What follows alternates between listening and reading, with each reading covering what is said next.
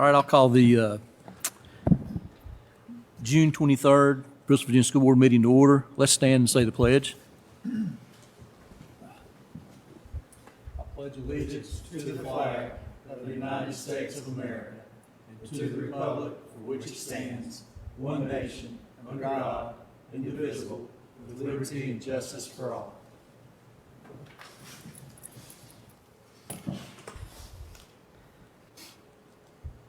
All right, item 1B, approval of the agenda. Do you have a motion? I make a motion that we add an item to the 3F action items, that we pursue the International Baccalaureate. Second. So we have a motion and a second to amend the agenda to add item 3F to pursue the IB program. And we had a motion and a second. Steph, you call the roll. Ms. Austin? Mr. Fletcher? Yes. Mrs. Forbes Hubbard? Yes. Mr. Goodpasture? Yes. Mr. White? Yes. Mr. Alves? Yes. All right, item 2 is the consent agenda. Do I have a motion to approve the consent agenda? I move we approve the consent agenda. Have a motion. Do we have a second? Second. Ms. Austin? Mr. Fletcher? Yes. Mrs. Forbes Hubbard? Yes. Mr. Goodpasture? Yes. Mr. White? Yes. Mr. Alves? Yes. All right, item 3A, approval of updated 2022-2023 school board budget. Dr. Perry? Yes, sir, Mr. Chairman. As you'll see, you have an excellent budget book that really takes a deep dive into every line item of the budget and gives you an overall picture of how we spend funds in the city of Bristol, Virginia Public Schools. Hopefully you've had a chance to dig into that, but it is a very, very thorough document, and kudos to Ms. Jones for putting that together rather than just giving us a standard spreadsheet. So thank you, Ms. Jones, who is on the line. She couldn't be with us tonight. There are some updates since the March 14th budget that you originally approved and that we took to City Council. We will be taking the budget that you approved tonight to City Council for their approval as well. Some of those changes are the revenues that were updated due to General Assembly actions. The governor has approved that budget, and we are waiting to get the actual budget sheets from the Virginia Department of Education. However, the governor's amendments to the budget were minimal, and so we think that the budget that we're adopting tonight is going to be very, very close to what actually finally comes from Richmond. We've also made changes to the personnel replacements up until earlier today, and made the budget impact changes for that. 4 of our special need aides were moved to local funding since that last meeting. We have also increased our Medicaid revenue based on the actual Medicaid reimbursements that we've received this year. And I would like to take just a moment to thank our Medicaid clerical staff, who is Alicia. If you don't know her, you need to meet her, but she has greatly increased the reimbursement that we receive from Medicaid, and we've made those adjustments to the budget. We've also added the budget for the lease proceeds and the expense related to the energy performance contract. That was something that the auditors recommended that we did. And now that we have a better idea of what we're going to have to carry over in ESSER 3, we've made that a more realistic estimate. As you know, our budget is it's a spending plan with estimates. So the overall budget highlights, and I know that we're really proud again, those revenues are based off what the General Assembly approved after the governor's amendments on June the 6th. We will be providing to our teachers and our administrators a step plus 10% of the mid-scale amount on the teacher and administrator scale. We will be doing additional support pay schedule revision in preparation for minimum wage increases that we know. Actually, the support staff raises are actually a little above 10%. We also have covered the health insurance increase based on the employee-only plan. and we are continuing to fund several of those ESSER 3 positions. The guidance secretary at Virginia High School will move to full-time if this budget is approved, and as I mentioned earlier, we'll also take 4 special needs aides and move them to local funding. You'll see the breakdown of the general textbook and school nutrition fund, local capital projects fund, and I'm asking for your approval tonight of a grand total budget of $52,074,359. Ms. Jones is available to answer questions via phone if you need to have more information. Do we have a motion? I move we approve the budget as presented. Second. We have a motion and a second. Any discussions or questions? That's a lot of jack. Big budget. I would just like, I'd just like to comment as far as the raises go.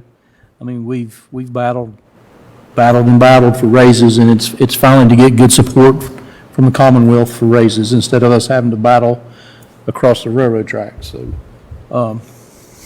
it's good. I'm glad we can get those raises. One question that I have, the federal revenue that supports this budget is 28%. What percentage of the students does that affect directly? So Jennifer can answer that question better. We do break our federal dollars down on a ratio of the number of students in each school, but also the amount of poverty in each school. And so that is a majority of our federal revenues go to elementary schools, and a smaller amount goes to the middle and the high school, but Jennifer could provide more specific information than that. So special education is also federal programs as well as Title I, II, III, and IV we're approving tonight. 94% of the Title I, II, III, IV budget is salaries. Is what? For salaries. Salaries. For like literacy coaches, math coaches. That are addressing the students that qualify in this federal program. So yes, if you need it for academic services, so there's special ed federal, and then there's Title I. Title I, you do not have to have special ed. You just have that academic need for. What percentage, just rule of thumb, qualifies as Title I? Oh, okay, I'm sorry, I misunderstood the question. So it's 40% poverty in the school. So 40% of the school is addressed with the federal money. But every student in the school is entitled to use of the money, regardless of their poverty status. Correct. You get the money based on poverty, but then it's school-wide, who needs the services? Thank you. I will tell you about the raises. We already had a really competitive pay scale as compared to Southwest Virginia.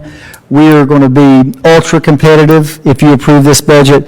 And even though we're not fully competitive with our friends across the street on the Tennessee side, we have surpassed them at some points of their scale, and we're getting closer in other parts. So we really, really are setting ourselves up to hire and keep the very best teachers and staff that we could possibly have. So I appreciate your support in supporting our staff through the budget. So thank you.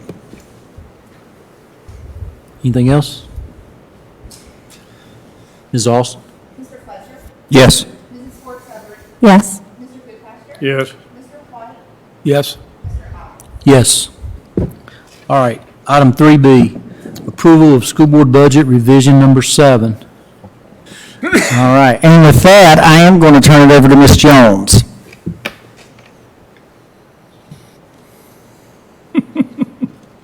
Thank you, Dr. Perigin. This is can you hear me well? Yes, ma'am. Okay. This is our final budget revision for the 21-22 school year. And we just received our final entitlement spreadsheets from the state this week. This encapsulates those changes, and you will notice that most of the revenue remained stable. our net increase to general fund revenues, just that are not restricted, was only $11,000, even though they were in different categories. The overall change in the budget, this budget revision, is a total of $486,798.62 increase. But again, most of that was related to grants. Specifically, we added the HVAC grant, which is an ESSER-funded grant, and it's going to cover the heat pumps and air conditioning units that we placed in at Virginia High School and the chiller at Virginia Middle School. So, again, the overall increase in the budget was $486,798.62, and all of that except $11,000 was related to grants, which had offsetting expenditure adjustments as well. Do we have a motion? I move we approve budget revision number 7. Do you have a second? Second. Any questions or comments? I couldn't hear much of that. So what she basically said, there's $400 and some odd $1,000 difference in this budget revision. Most of that is grant related, and the biggest part of that grant change was from the HVAC grant that we received from the state. The state is using their ESSER money to help improve school air filtration, and so we're going to be using that money to improve air quality through the HVAC system at Virginia High School and Virginia Middle School. The only real other difference in addition to that is we got our final entitlement sheet from the state, and there was an $11,000 increase from the state, and that was, but all of those have offsetting expenditures. Thank you. Thank you. Ms. Austin? Mr. Fletcher? Yes. Mrs. Ford Hubbard? Yes. Mr. Goodpaster? Yes. Mr. White? Yes. Mr. Alves? Yes. All right, item 3D, approval of RFP number 3-2021-22, construction materials testing and special instruction services for new intermediate school. You may have skipped C. Oh, I skipped C, approval of Title 1, 2, 3, and 4 program application. I'm sorry, Jennifer. Ms. Hurt? I've already signed off on all of them, we just move on. I have to submit that to my. Just give them a quick overview. So, basically, federal program, you hear me now, sorry. There's two kinds of federal programs, as I said earlier, special education and these title programs, which came about in 1965 as the war on poverty from President Lyndon Johnson. And we're still fighting this war on poverty and probably will for the rest of our lives. We hope to use our money wisely. We, as you see in this budget, we have 4 different programs here, and we hire 43 staff in our division with this particular money. So, as I said before, I love to look at education. Kind of my analogy is local and state are the ice cream when you look at education. We're the sprinkles or the flavoring on top. You have education without federal programs, no matter. It's the state and local responsibility. We accentuate by adding programs, after-school programs, tutors, mental health supports, just everything kids need to really educate the whole child.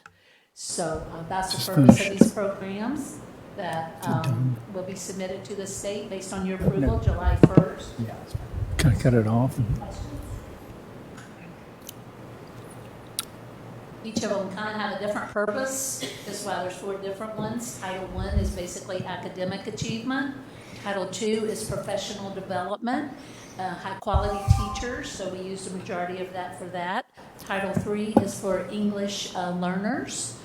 We get very small amount for that because that's really a local responsibility. All we can do with the federal money is to mainly help with parent engagement with students of English learners, because English learners are considered, just like any child, the local and state responsibility. So we don't really get a lot of extra money. We have 28 students that are English learners in our school division.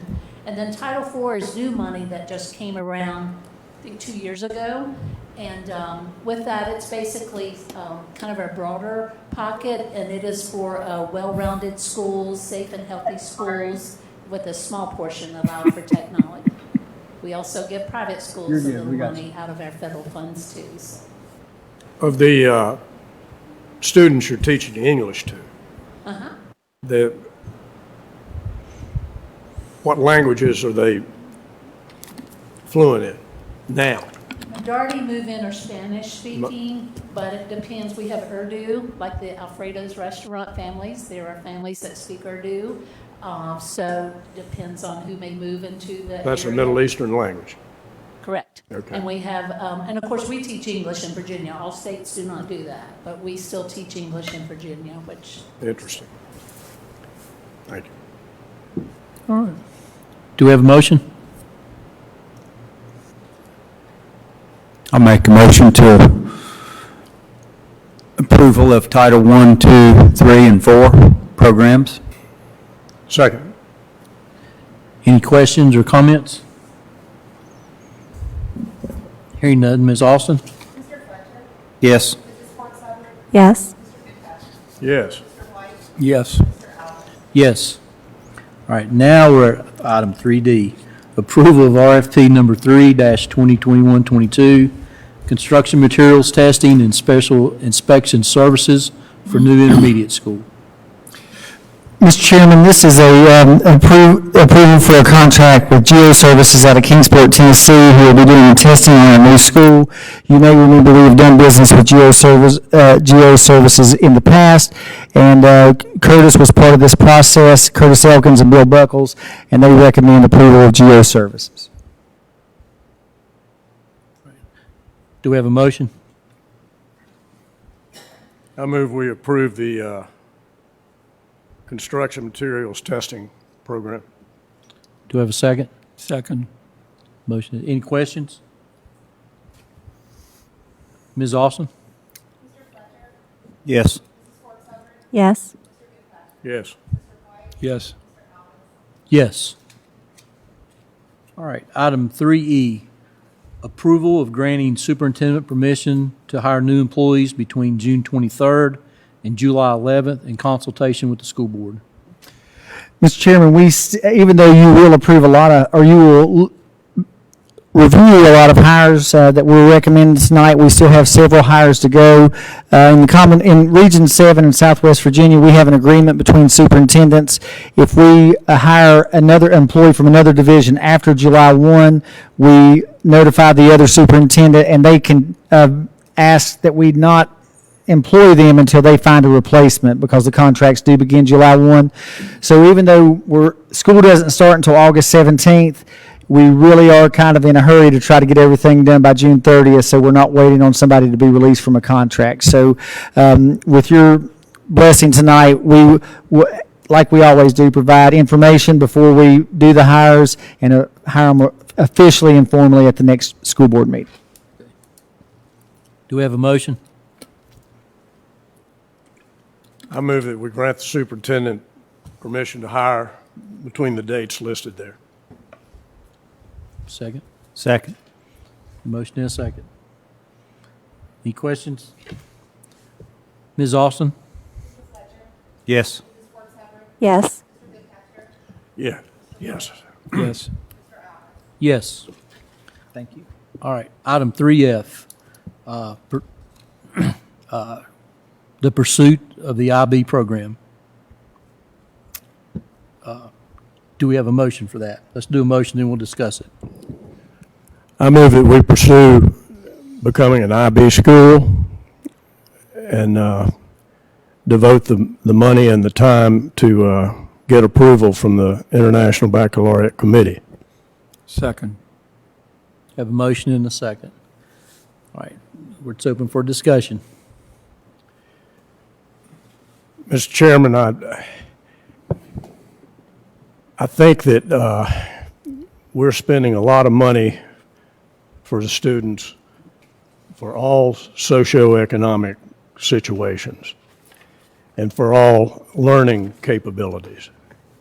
And I think it's time that we look at International Baccalaureate not as an elitist curriculum, but an inclusive curriculum that allows anybody to participate from any level. It's much more inclusive than AP. And I know that it doesn't get the monetary benefits that dual enrollment does at this point. But I think if we go ahead and commit to it, that we can take care of those things as we go along. I believe that our superintendent, who's a champion of rural schools, he can promote IB as something that rural people, students deserve. And it could be a feather in our cap, so to speak, and increase the brand value of Virginia High School. Yep, I totally agree with that. I think when you look at the opposite ends of our education here, we have 3 levels that we can do with kids who really don't fit into the classroom. That's whether we're sending them to a private school, whether we're putting them over here in our, interchange program, or whether we're doing it with the alternative school at the high school. But we provide 3 levels for those kids.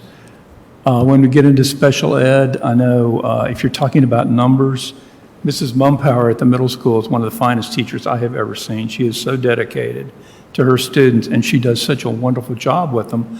She and 2 aides have anywhere from 5 to 8 kids. When you get on up into the high school levels, we keep that same sort of program going. But we're adding the IEPs. Now, I don't know if you guys know about the IEPs. Having taught, I've had classes in English where I have to do an IEP, that's an individualized education plan, where I sit down with the parents, with the special ed, with everybody else, and come up with a plan to teach this child these things, and this is what this child needs to know. But the rest of the class has this other stuff. I could have 1, I could have 5. I don't know how many kids I could possibly have in a class where I have to come up with individualized education plans. So my thing is we provide all of this for all of our students. And I think this is something that we need to provide for our upper levels, the kids that we want to come back here, that we would love to have stay in our community, the kids who can, are willing to really, really work on this thing. And again, as I said, it depends.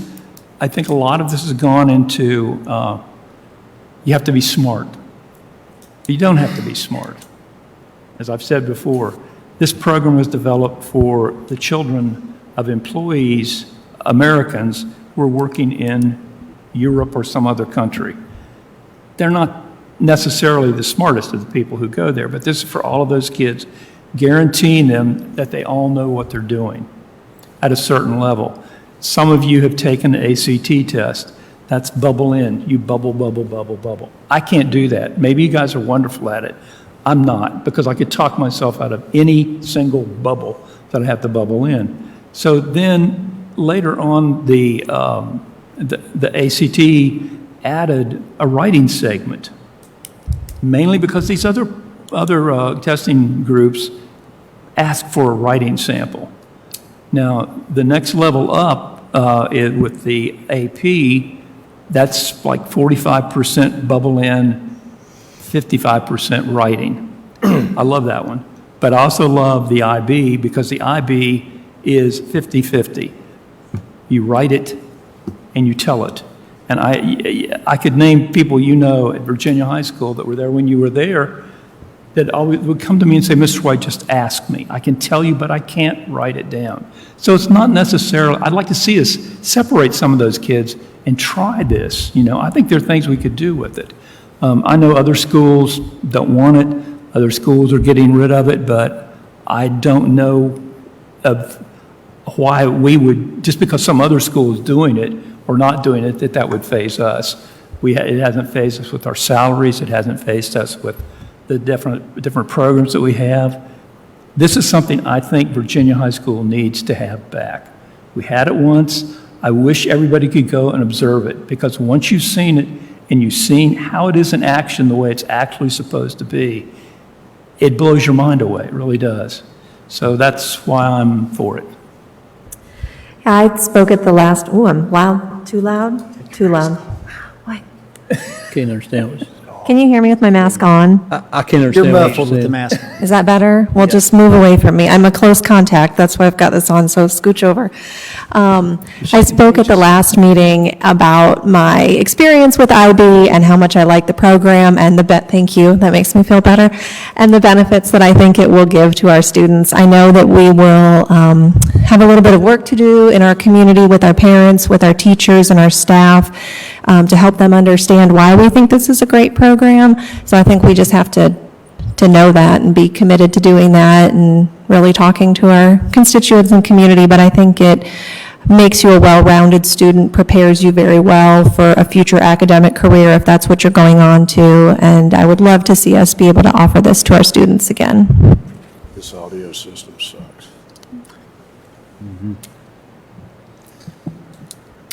Well, originally I thought this was going to be a discussion item, but I voted for it to be an action item, so we'll go with it.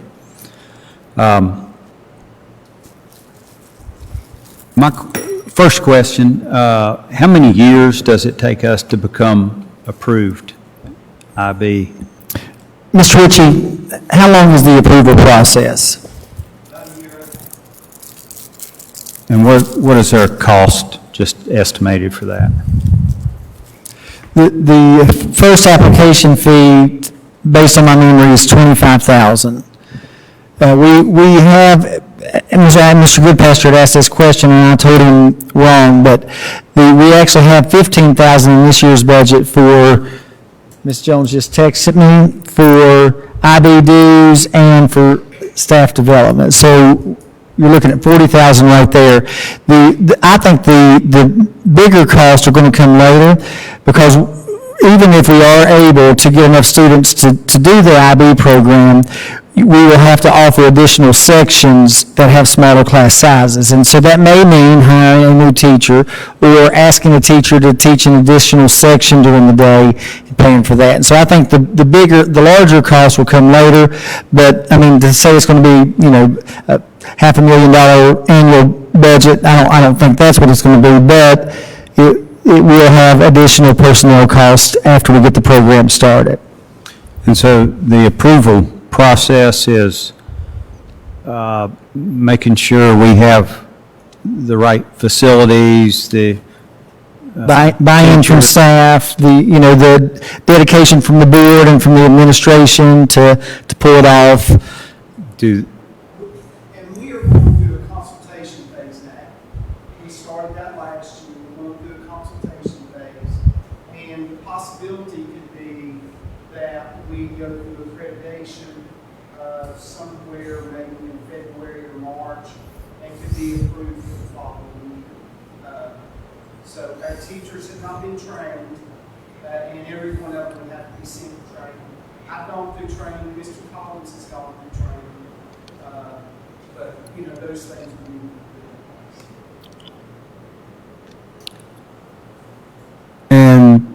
do. And the action we would take tonight is yes or no to pursue. To formally pursue. We've been looking at it for a while, and I think Mr. Goodpasture's motion is to formalize our intent to make our Virginia International Baccalaureate School.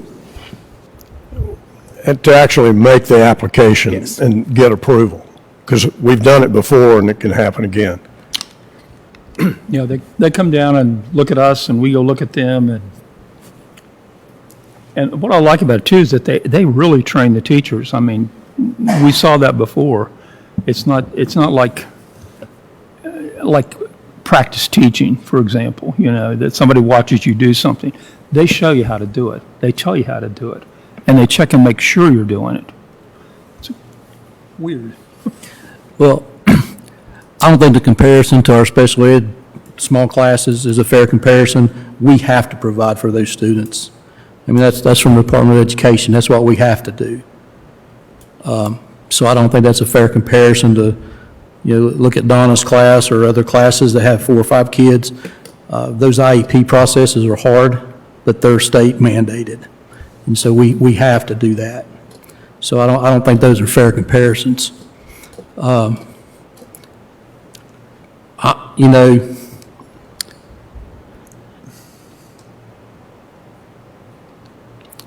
With the budget, with the way budget and monies are now, if we're going to do it, this is the time to do it. But in the past, we haven't had the money to do it.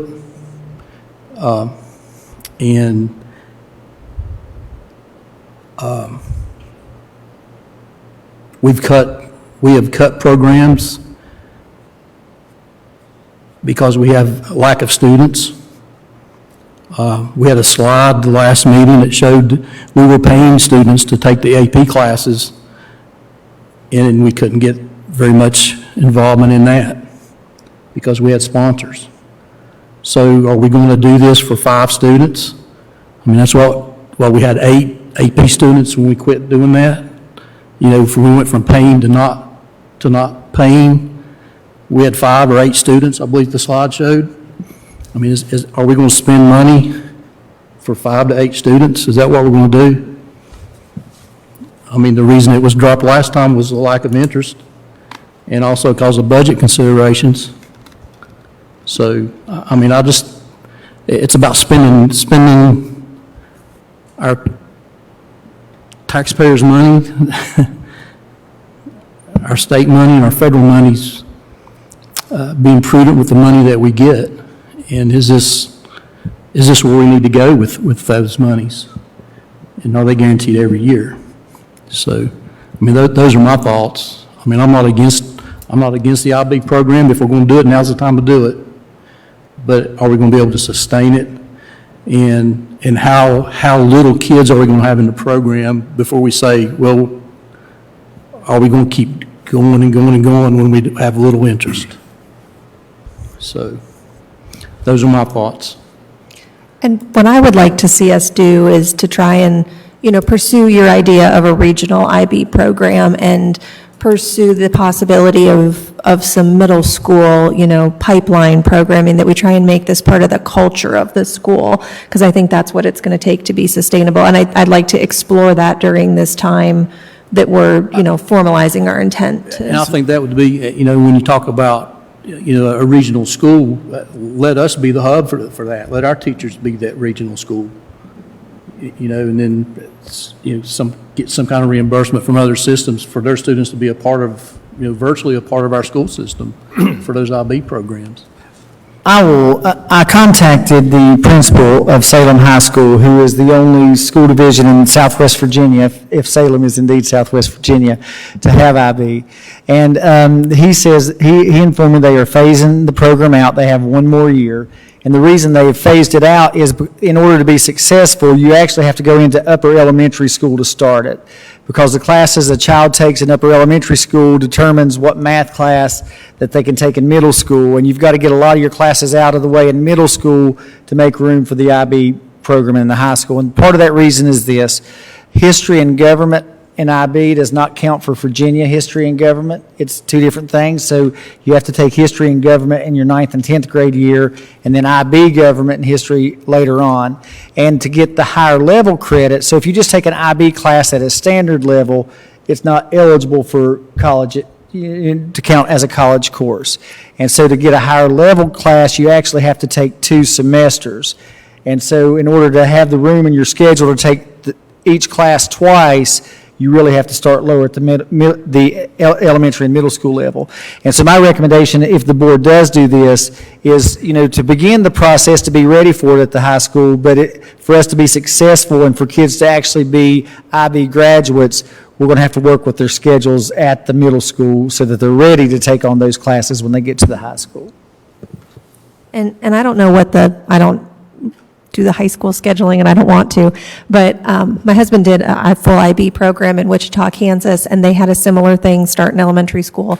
And they were in a large public high school, and they were sort of a cohort of IB students, and they had different teachers and different schedules and they were just sort of, to make those things work, they were pulled out a little bit and did things separately. So I don't know if that's even an option here, or if that's a way to make it function a little better. Mr. Habib said that was one of the things they were trying to operate the IB program inside a traditional school. And he said, really, to be successful, you need to have a school within a school, kind of what you explained, where you have a cohort of kids who you build a schedule just for them. Otherwise, the whole master schedule, everybody's classes are affected by what you're trying to schedule for just a few students. But they've been doing it for 30 years down there at Salem. Yeah, I'm not sure how long they've been doing it. They were IB before we were. You know, I think every school operates like that. I mean, you're school within school within school. Like I just said, with our special needs kids, with our other kids that are up at interchange and so on. And I don't know, I would just like to try it again. It seemed to work so very well. And I think I know Tammy can tell you that the board was told one thing at the time, and it wasn't really true. And yeah, so it's, the costs, I don't know, but I think the success rate, and Frank, your kids took the IB program, and we have people who've taught the IB program here, and it's just, I mean, we try everything else for every other level. Why are we not trying for that? And that is, we have a lot of kids who don't go in state. They're not going to Highlands Community College. Maybe they want, and then maybe they don't go to UVA. Maybe they want to go to Clemson, or maybe they want to go to Alabama or someplace. This is where all of these things, this learning and those grades really, really count. So is this something that a student has to decide on in middle school, whether they're going to pursue this or not? If you're going to pursue an IB diploma, yes, you have to start very early in opening up your schedule. If you just are interested in one facet of the IB program, no. You could take a class here or a class there, but to go through the entire IB program to be a graduate, you've got to start planning for that very early. We're already set up in the middle school to get into IB because we got algebra and we got language. Spanish. Yeah. So they can be on track as soon as they go to high school. And I didn't hear what Ms. Hubbard said, but we have, when we had it 25 years ago, we attracted people from out of town to come and live in Bristol Right. to go to Virginia High School.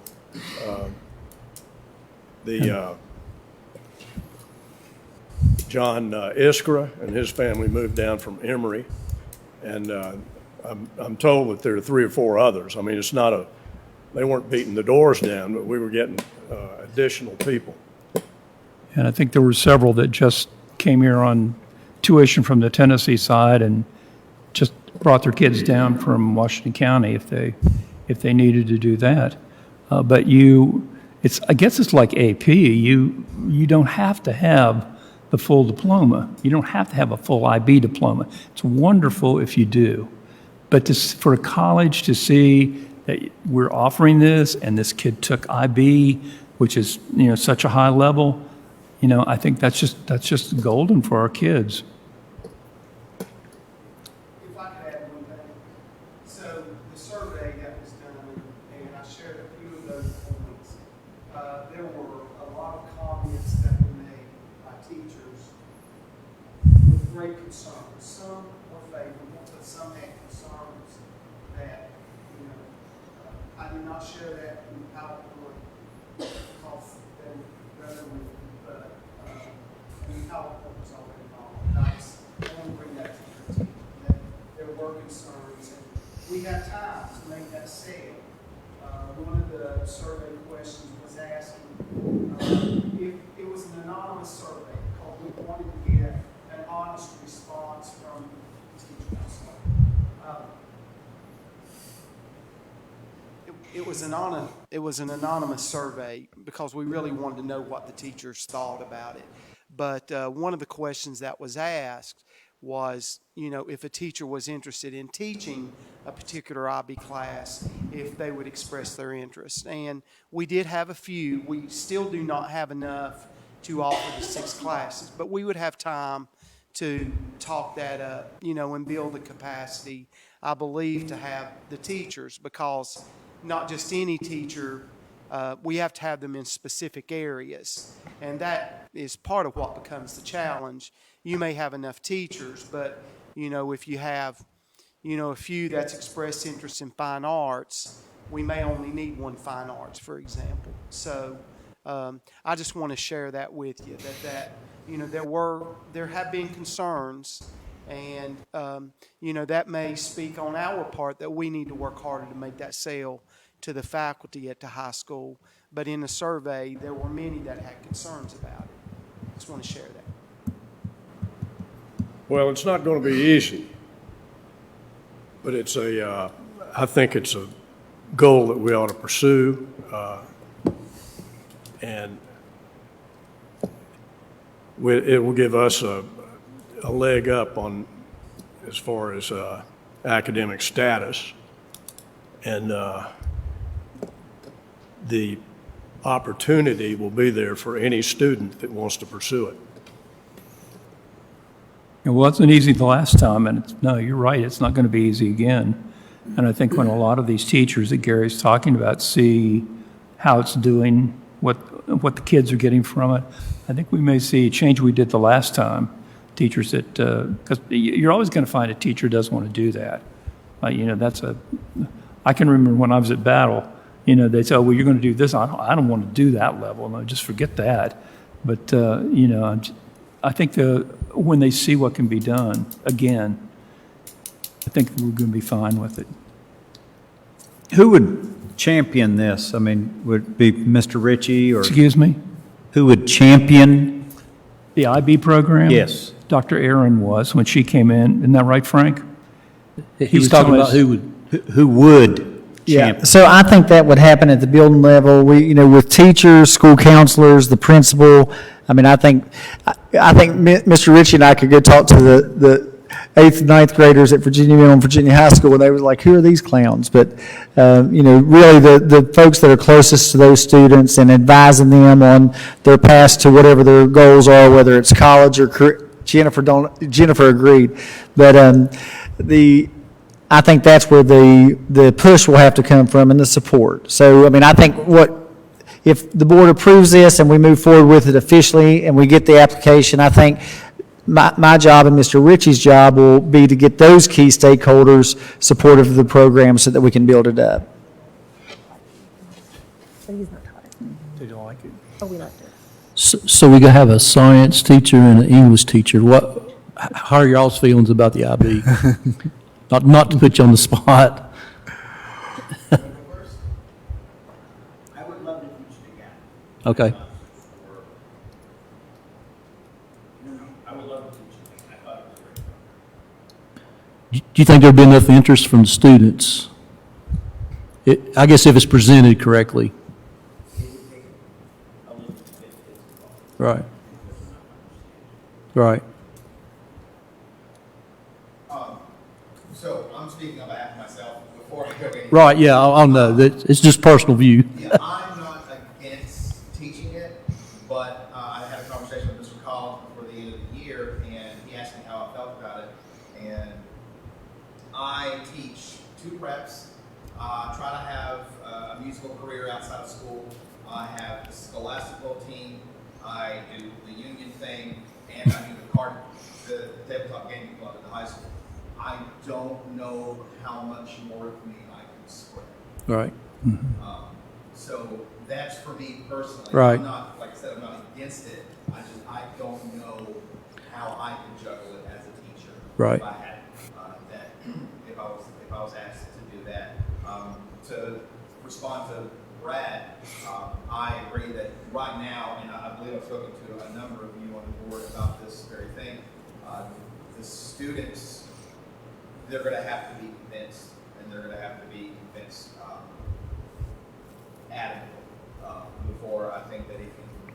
launch snowball into however successful or whatever it's supposed to look like whenever it takes hold. But I think that there needs to be a lot of buy-in from the students, a lot of buy-in from the parents, and it needs to be framed correctly for them. And I think that to back up Mr. Richard, there needs to be some buy-in from the faculty as well. Yeah, it's hard for the teachers. I mean, look at all, it's like you said, all the things that you're doing. All of our teachers are doing extra things. It's one of the wonderful things about Virginia. When I came down here, my contract said you have to do whatever they tell you to do. I wasn't used to that, but after 40 years, I got used to it. So anyway, yeah, that is something I think that other people can help you with, our principals, guidance people, so on. I think they can work with you, you know, but that's why I think a lot of teachers really are shy and hesitant about this program, is because, especially in our high school, they're involved in so many other activities that take up so much time. It's like, you remember I was doing Spring Festival. Duh. That was hours of work. But, you know, it was great. The reward was great.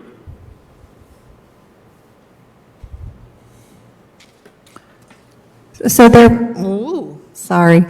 were a handful of teachers that expressed interest, right? So perhaps we can, I know it was an anonymous survey, but perhaps there's a way to identify some of those teachers who are not already completely overwhelmed to become champions of this program, and administrators that are interested. And, you know, I think, who's the champion? I think the champions are going to have to sort of step up. It can't just be top down. It has to be families that are interested, teachers that are interested, framing it the right way. But I think there's an opportunity there for, you know, teachers that are interested in this can talk to the students, can talk to other teachers, and then we can kind of go from there and see if we're getting any interest or not. I think one of the challenges too, thinking about champions of it, is it's two good things that we're kind of talking about. We're talking about open enrollment that kind of goes head to head in a lot of ways with IB, and both of those things are good things. But I think the challenge is, you know, how do you talk that out? I mean, I think that's going to require some thought as to how we do market that without necessarily putting pressure. And we may feel like we need to put pressure. I would hope that's not the direction we have to go, to put pressure to give up one to be able to pursue the other. But because both of them are good things. But I mean, you know, certainly, you know, that's going to require some consideration. Call for question. Any other comments or questions? I have one more comment, I'm sorry. I just think maybe that perhaps the way we could start with some of this interest gathering is a committee, and we have a committee, right, an advanced something learning committee. So perhaps we could bring people together, ask staff if they're interested in serving on it. We could have some of these more nuanced discussions in a place where the microphones maybe work better and we can all hear each other better. So that would be my suggestion for that. All right. Ms. Austin? Mr. Fletcher? No. Mrs. Forbes Hubbard? Yes? Mr. Goodpaster? Yes. Mr. White? Yes. Mr. Alves? No. All right. Item 4, discussion of certain personnel is authorized by Section 2.2-3711A1, closed session.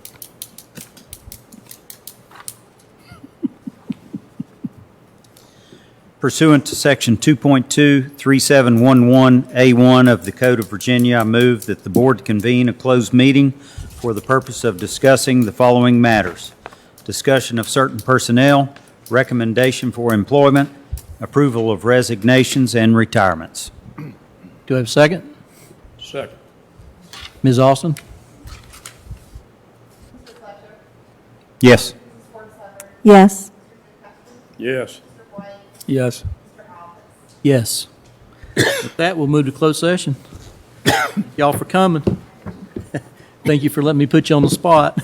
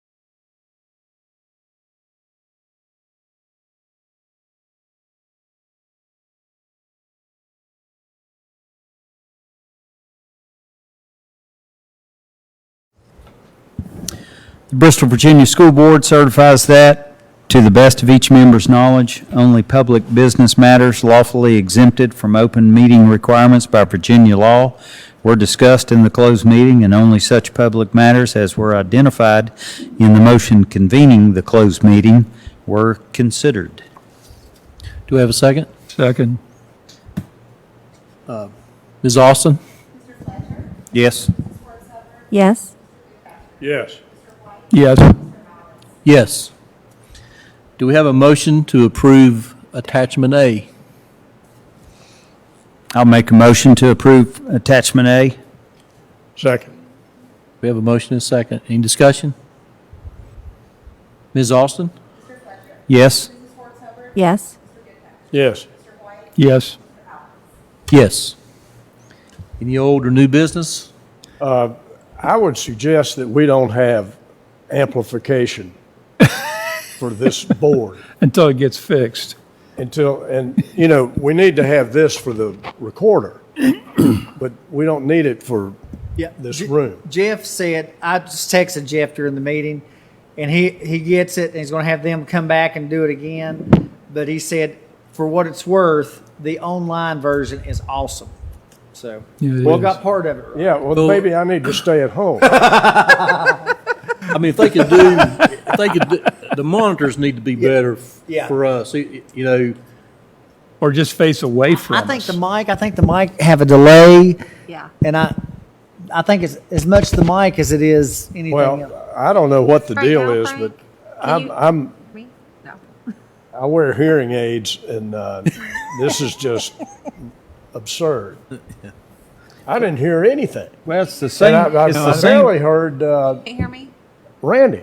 Okay. Can you hear And me? Randy White, I I can didn't hear hear any of that. I know. That I was just- I didn't hear anything didn't think past you'd ever Keith. stop talking. Randy White never speaks I never into the make any sense microphone. anyways. He's always, I just asked silly questions. I can't believe how good I'm telling you, your color looks so good. Right, that's our- I mean, you that's must have our been middle really getting sick as you're. I'm telling you, you look better now than you did. 5 arteries blocked. Yeah. I mean, really. You've worked with All right. Randy, we're going to talk about the July meeting date. Yes, hey, the July meeting, when is it scheduled? 11. The 11th, okay. Are you good with the 11th? Yeah, I'm good with the 11th. Yeah. I just want So to. I was afraid it was going to be the 5th. I was going to have to Yeah. do something different. No, we're good. Okay. Doctor, Is everybody good with the 11th? After that, anyway. Yep. Okay. Yo 11. All right. Meeting adjourned.